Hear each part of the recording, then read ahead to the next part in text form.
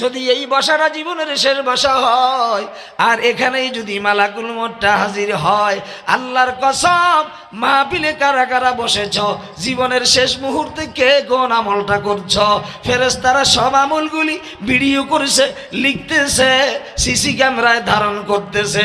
কথা ঠিক কিনা?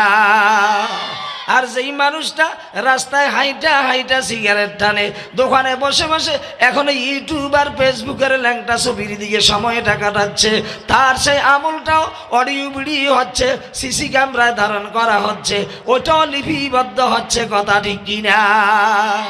মা ইয়ালফিযু মিন কাউলিন ইল্লা লাদাইহি রাকীবুন আতীদ। হে বন্ধু, প্রকাশ্যে করো, রাত্রে করো, দিনে করো, আলোতে করো, অন্ধকারে করো, ইচ্ছায় করো, অনিচ্ছায়